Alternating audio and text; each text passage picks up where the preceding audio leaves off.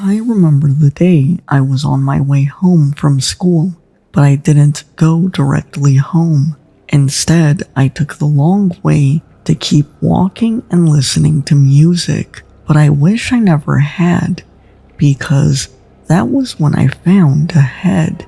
I was walking the trail I sometimes took when I wanted a bit of extra time before I arrived home. More me time, you could say. So I carried along the track until something caught the corner of my eye. Something white.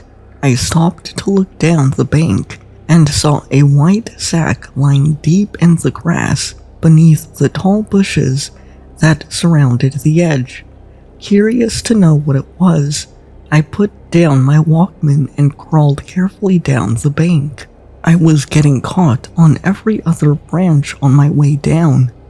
I was starting to think this may not be worth what I might find. But I was wrong. I finally made it down and crept closer to the bag, which seemed to glow. I mean, it was daylight. I could see as clearly as anything, but the bag had a presence I had never felt before. As I got closer, my heart pounded faster and faster, as if something was warning me not to touch it. Then I was right in front of it. I was right there. I carefully picked the bag up and undid the rope that had tied the bag shut. But before I could open it, I heard something behind me. I tied the bag up and crawled up the hill. With the bag slung over my shoulder, I headed home quickly. What could it be? It could be a bag of money. I'll surely be rich. It could be gold or silver. Whatever it was, it had some heft to it. I ran up the stairs to my house, opened the door, ran straight to my room and threw the bag on the bed. Mother yelled, "Dinner's ready!" And I cried, "Coming!" I looked at the bag a bit more, inching further toward it. I picked up the bag, trying to feel how heavy it was. It seemed like it had been a better day or two. It smelled, and it had mold growing on the sides. I pulled the rope to undo the bag and looked inside. My whole body froze and started to shake, sweat dripping from my face and covering my eyes. Blinded by sweat, I looked stunned at what I saw. It was a human head. I pulled the bag down as I looked and gazed at it. I cannot tell you why it was there, but I know this. It was human, but also, at the same time, not. The eyes were shrunken inside themselves, glazed purple and blue. The skin was a tint of green. The hair was pure silver, and the lips were ruby red. I just stared at it for what felt like an eternity. Then I snapped out of my daze. My mother was crying out for me again. I put it back in the bag, tied it back up, threw it in my closet, and ran out the door. As I ate dinner that night, I sat in silence. People would try and make conversation, and I would stare at them as if I did not know what they were saying. I quickly finished and returned to my room to continue inspecting this thing.